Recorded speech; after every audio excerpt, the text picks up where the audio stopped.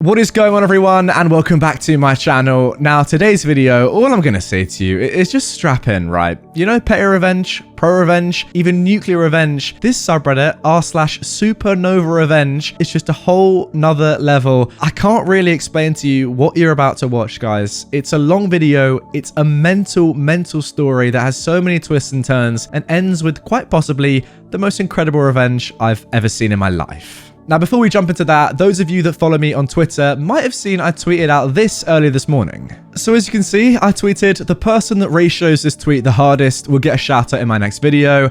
And Thomas replied with this, which just absolutely destroyed me in terms of likes. So fair play to him. He deserves a shout out. So guys, please go ahead and subscribe to Thomas's channel. It's up there behind the I button right now. Let's get him to 1,000 subscribers. He's nearly there, only 100 or so away. And I reckon we can all do it. So yeah, Thomas, well done on your shout out. Good ratio. I've taken the L on that one. And I hope you get to 1K subs after this video. Oh, and also guys, if you want to go follow me on Twitter and potentially get a shout out in an upcoming video or just see my terrible tweets, then that's on the screen right now and in the description as well. Let's get into the story.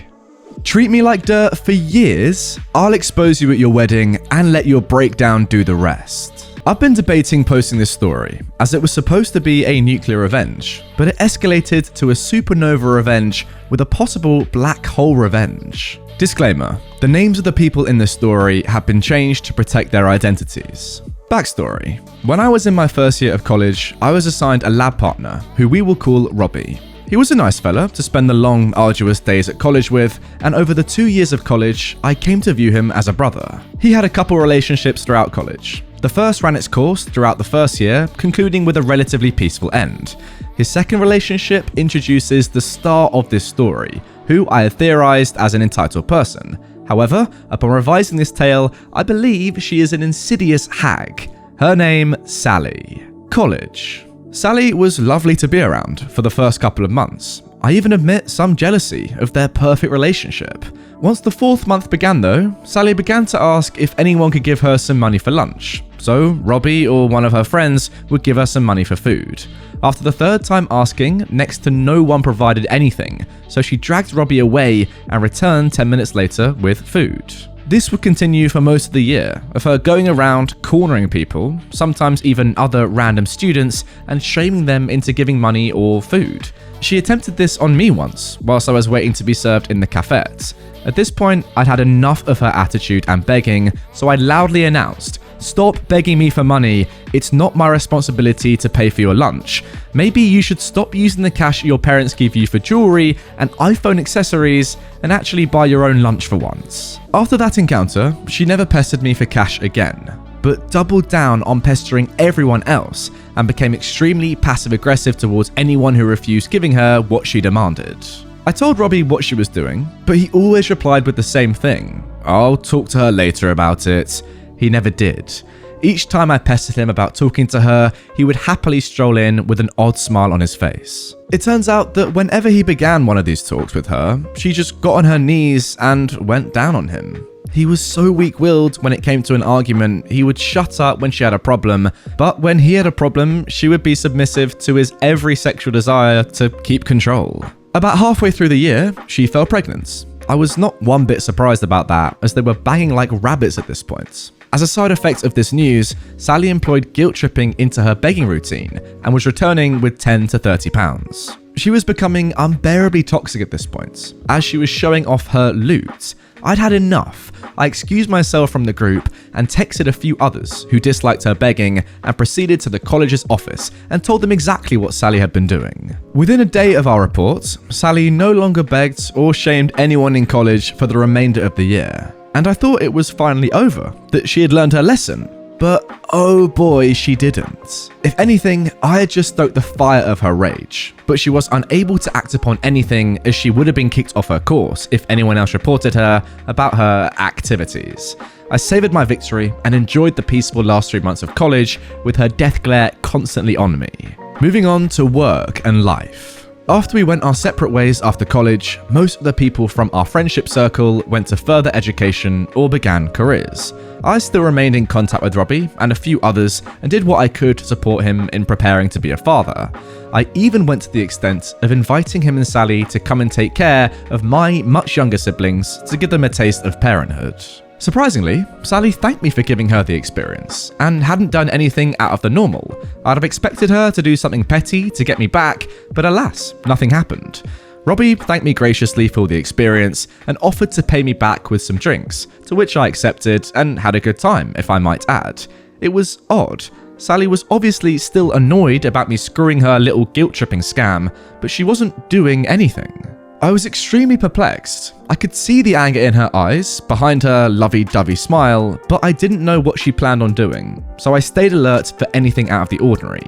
This weird state was ongoing for a few months, with me noticing that Robbie was becoming ever more distant with me, and becoming more and more defensive about Sally, to the point that our friendship was hanging by threads. I was having thoughts of terminating the friendship due to the severe animosity between us, but out of the blue, I began receiving invites to parties, and was pleasantly surprised about the welcoming atmosphere.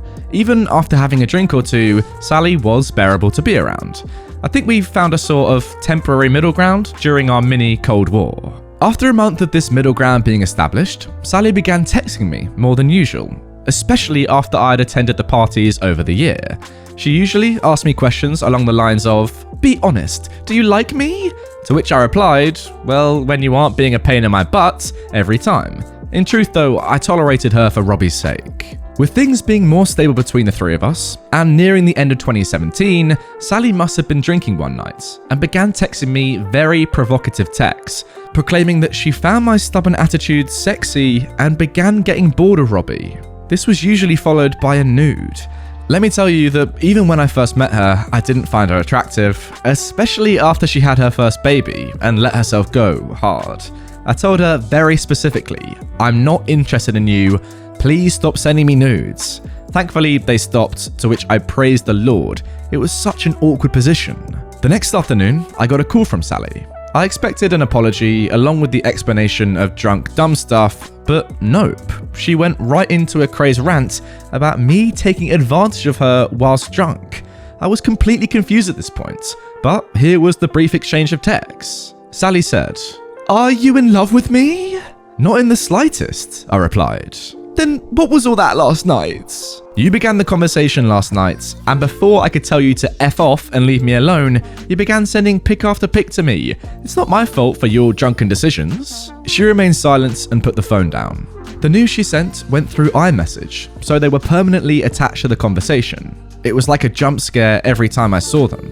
After a couple of hours, I received a call from none other than Sally. "I'm sorry, please don't tell Robbie, I was really drunk last night." I thought so. Look, I won't say anything as long as you stop being a passive-aggressive butt to me.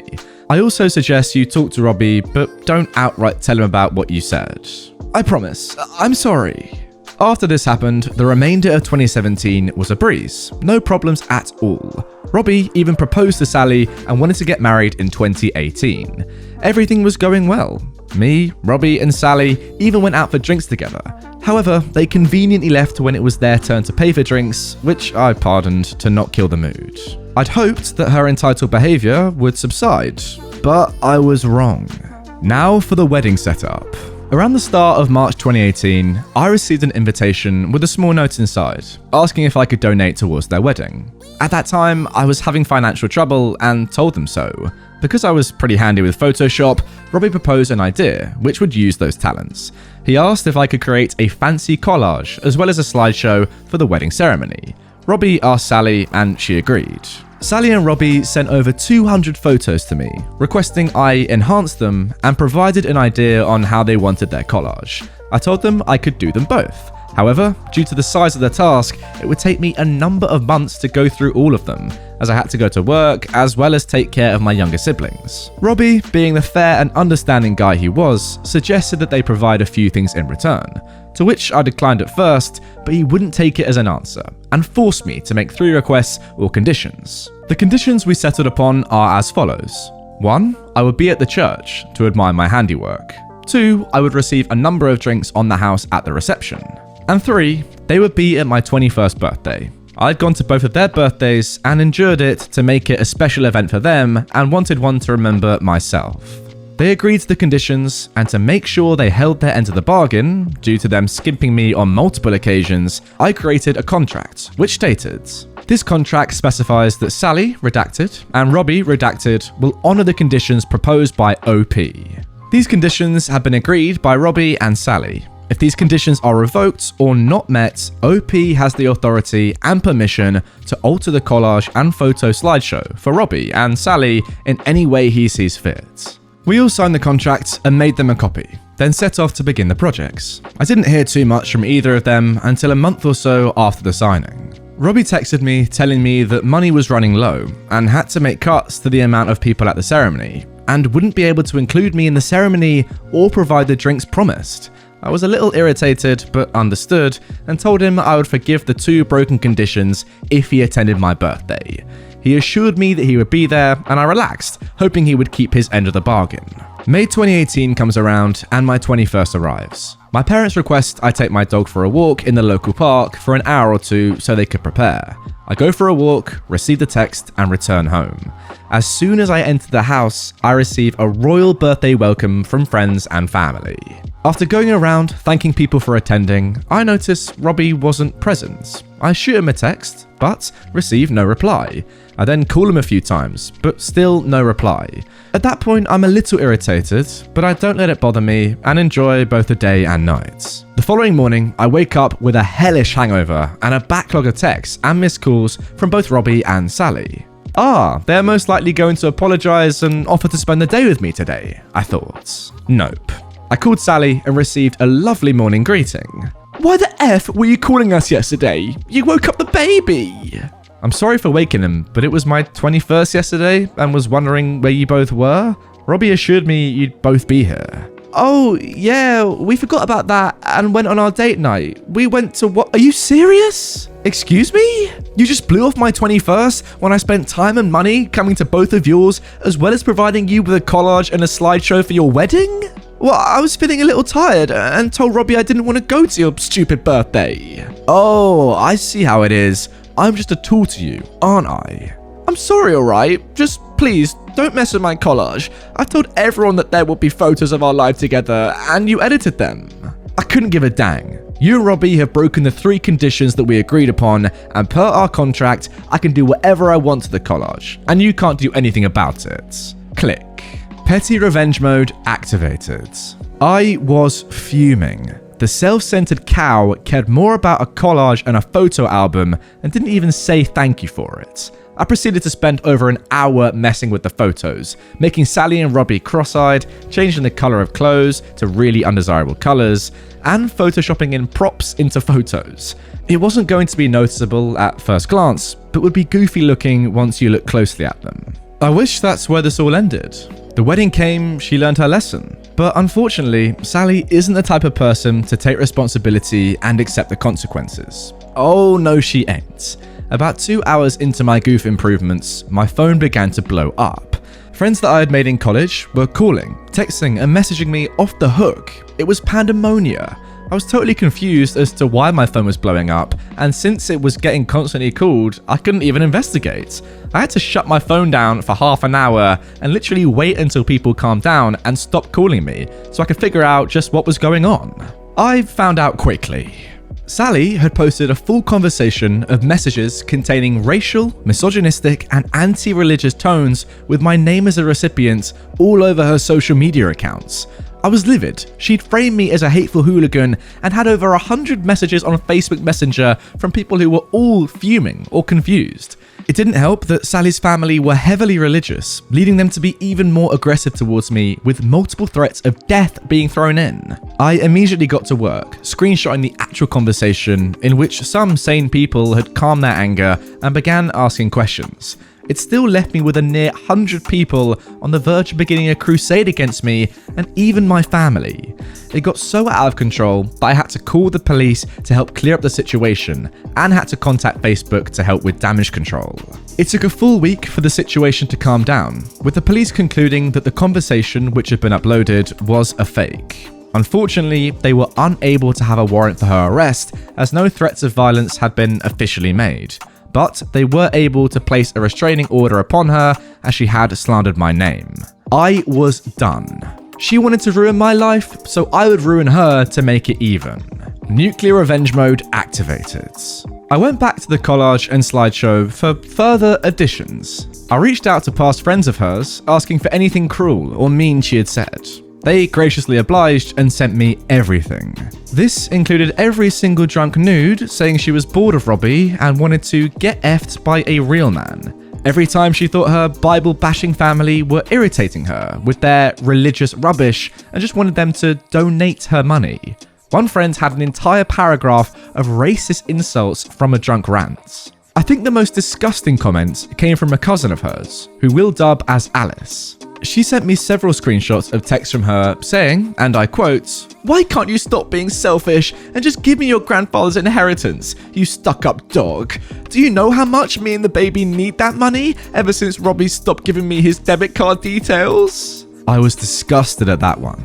I was grinning like a demon when I was complete with this masterpiece. I had saved this edit to the website they would download it from and waited. I was counting on the fact that they would be too preoccupied with most other wedding-related stuff to bother checking out the slideshow and collage. The one little hiccup in this plan was I was no longer welcome at the wedding, so I didn't know how badly it would go. The day before the wedding, I told Alice what I had done, and she was pretty satisfied about it. So, as a token of my appreciation for her sharing, I asked if she would like to come and stay with me for the night, in which she accepted, and we had a pleasant night together. The result. We woke up in the afternoon, expecting one of our phones to be exploding with calls or texts, but nothing. Absolutely nothing. Alice called Sally's mother and sisters, but nobody was picking up. She then called a friend who attended the wedding, I'll call Mel. After a couple calls, she finally answered the phone. Alice immediately asked how the wedding was going, to which Mel began a FaceTime. It connected, showing me Sally on her own at the altar, as Robbie had stormed off seething with rage, leaving her with multiple projectors revealing the text about her family, friends, and general horrible comments. I recognized the particular text being shown as it contained her disbelief and disdain for her family's religion. The screenshot then transitioned to a nude photo of her posing with her legs wide open. It was disgusting. It made me feel repulsed and disturbed looking at it. I'm so sorry to all the unfortunate guests at that wedding. That was a horror of a nude. As you can imagine, the screenshots and nudes had disgusted and annoyed a lot of people there, especially the pastor. I've never seen a pastor get angry before, but it was terrifying, even from a FaceTime call. He began ranting at her, full on screaming in her face, saying, "You are a disgusting selfish girl with no love in your heart for your husband or your family, let alone the Lord which you have mocked and insulted. You are no longer welcome in the house of our Lord. Get out." Now unfortunately, that was all I saw through the call, as Mel then cut it off. But she later described the hell which broke loose as soon as the pastor tore her up. The bride was in tears, with her family and friends calling her a blank, and scum, among other things that I can't read out, whilst waddling down the aisle, trying not to fall over. She exited the church and squeezed herself in the limo, bawling tears at that point, looking like a melting Barbie doll, all the while being taunted and mocked by her extremely annoyed two-faced friends. Most people just got in their cars and went their separate ways after that dumpster fire of a ceremony, said Mel. At that point, I felt fulfilled and had showed everyone how much of a female dog Sally was. I was so happy, in fact, I asked Alice if she would like to go on a date, to which she agreed, and we had a wonderful day knowing Sally's had been ruined. That's where I thought this revenge had ended. Nope. May 2019. I was going about my day, seeing an old friend about my 22nd birthday plans, when I got a Facebook message from Robbie. He asked if I could meet him in a town centre on Friday, to which I asked what he wanted. He reiterated he wanted to talk, so I requested if he could meet in the city for Friday, and he agreed. I was puzzled as to why he had reached out to me now. We hadn't spoken in a year, so I was nervous to what he wished to talk about. I went to the meet in the centre with Alice, Mel, and my other best friend, who we will call Craig. He was sat on a bench alone, with barely anyone walking around the centre. He greeted us ominously, similarly to the way Thanos talked to Iron Man, Cap, and Thor in Endgame. He looked skinny but oddly happy, which kept us on edge. This was the conversation which followed. Robbie said, "Hello, my old friend. Thank you for coming. But I have to admit, I'm surprised you showed after what you did. Yeah, me too. Look, I'm sorry for what happened. I know I can't. No, I should apologize. You acted civilly and respectfully to the both of us, even when you were being disrespected and berated. I was love blinded by Sally, and she abused that, turning me against you. I was silent. If anything, I should thank you. You opened my eyes. What do you mean? He then began recounting the events of the wedding, in which I cut him off, telling him I knew what happened. He then dropped possibly the worst bombshell. Well, how did you find out about the miscarriage? The what? You just said you knew what happened. I knew what happened up until Sally got in her limo after being shamed and cast out of the church. I tried to find out anything about the aftermath, but her family wouldn't tell me anything. That's because her family disowned her. They were that furious when they found out about what she had said to them, especially when she mocked and disrespected the church. Oh my God. Literally. Where did she go? She went to the venue and had a complete mental breakdown. She went inside crying, swearing, and ranting to the staff that she would kill you for what you had done. They called the police after that comment and locked her inside whilst they made their way to the venue and called me to deal with her. When I arrived, she had destroyed it. Tables had been flipped, glasses shattered, and she'd drunk multiple bottles of wine.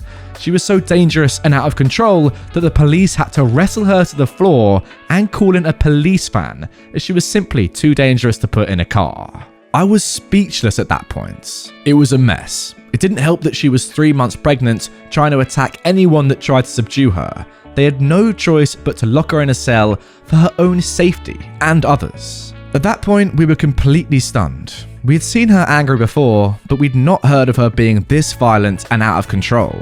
What happened to the baby? The amount of alcohol she had drunk had given her alcohol poisoning, and according to the police, she was 4 times over the limit. When they came to escort her from the cell, the floor was covered in vomit, feces, wee, and even some blood. She looked extremely ill and was taken to a hospital immediately with 2 officers in tow. She was extremely ill. The hospital performed a number of tests and exams and had confirmed she was having simultaneous liver and kidney failure from her poor diet and sudden alcohol intake. This resulted in her unborn baby dying from blood poisoning, and Sally being confined to a hospital bed on dialysis for life. Even if she receives an organ transplant, she will have to return to the hospital weekly for dialysis to avoid death or a coma. The part which really made me grin and evil smirk was hearing that even if she receives a transplant, she will be serving time in prison for assaulting multiple officers, as well as paying the venue thousands in damages. Her life has been completely ruined. Do I feel guilty? No. More oddly satisfied. I mean, seriously, where do I even begin with that story? I can't really believe what I've just read. I'm gonna have to take a few minutes to just process all of that and then come back to you. I mean, I knew it was r/SupernovaRevenge, you know, the highest revenge tier there is out there, I think, on Reddit. But, you know, halfway through that story, I was thinking to myself, okay, this isn't really that bad. Nothing much has happened yet. But wow, those last 5 minutes, unbelievable. Unbelievable. I don't even know if any of this was legal, illegal, morally right, just mind blown. Crazy. I think the main question to ask really at the end of all of that is did she deserve it? Did Sally deserve all this incredible stuff that happened to her? Insane stuff that happened to her, let's be honest. I mean, ultimately, it's just, you know, up to your own opinion, really. For me, I don't think she deserved all of that. I mean, yes, clearly she's a pretty bad person, but do bad people deserve to have a miscarriage and have their wedding totally ruined and have their nudes shown at their own wedding? I don't think so. I think for me, that's a bit too far. I mean, yes, it is incredible revenge, but realistically, all she did was try and frame you one time, and it was clearly fake. Yeah, that is bad, and obviously you had to deal with a lot of messages, OP. To be fair, it is pretty bad trying to frame someone and make them out to be racist and, you know, all the other stuff. But to go that far, wow, I'm not sure I could do that, to be honest. It sounds great in principle, but when you're actually coming to do it and putting nudes of her on the screen at her wedding day, mad. Absolutely mad. Guys, let me know down below. What do you think? Did OP go too far? Was it justified? Up to you, really. I want to hear your thoughts, you know. I wish there was still YouTube polls because I could see. I could put like up here. Too far? Not far enough, you know what I mean? But no, you have to comment down below anyway these days because YouTube have removed the feature. But yeah, that is going to do it for this video. I really hope you have enjoyed it. I mean, I don't think I've ever had a revenge story as crazy as that before. But if you want to see like the next best thing, then I'll put that video on screen right here if you want more crazy revenge stories. I can't promise that that one will be as mental as this one, but it's probably of the same ilk. I don't know. Give it a watch. If you are new around here, please consider hitting this subscribe button. And I'll also leave a link to Thomas's on screen right there as well. Get him to 1K subs, guys. Appreciate you. See you tomorrow. Wow, I need to go and have a lie down.